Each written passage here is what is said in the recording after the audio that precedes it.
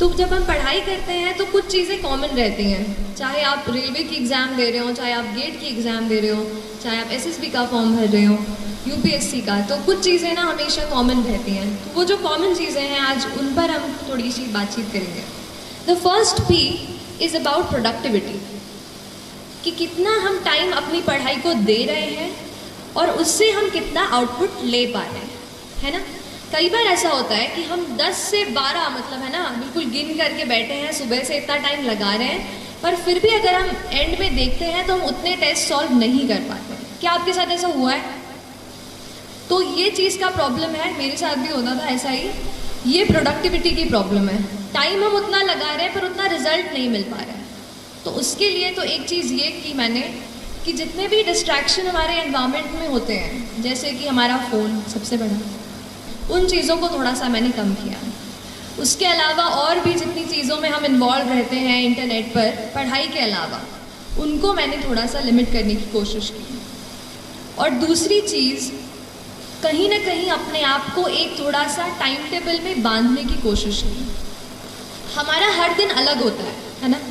कभी किसी दिन पढ़ने का मन करता है, कभी किसी दिन पढ़ने का मन नहीं करता है, लेकिन फिर भी हमको एटलीस्ट 5 to 6 आवर्स मैं कहूँगी, अगर आप किसी भी एग्ज़ाम की तैयारी कर रहे हैं तो कोई भी एग्ज़ाम जो है वो 5 to 6 आवर्स आपको रोज़ मतलब मैं कहूँगी कंसिस्टेंटली आपको देने की ज़रूरत है ना।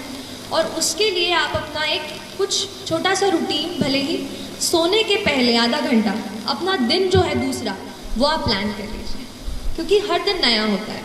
अगर एक दिन आप टाइम टेबल बना दिया यहाँ से यही करूँगा और एक वीक आप सोचो कि फॉलो हो जाए, तो मुझसे वो फॉलो नहीं हो पाता था। तो मैं ये करती थी कि सोने के पहले थोड़ा सा आधे घंटे में कल क्या क्या टॉपिक्स पढ़ने हैं, क्या क्या चैप्टर्स कवर करने हैं, वो सब एक बार मैं लिख लिया करती थी। जो भी प्रिपरेशन मैंने की उस पर ही बता रही हूँ कि हम सीखते हैं, इसलिए आप खुद अपनी स्ट्रैटेजी, आप अपने आप को पहचान कर अपनी स्ट्रैटेजी खुद बनाइए।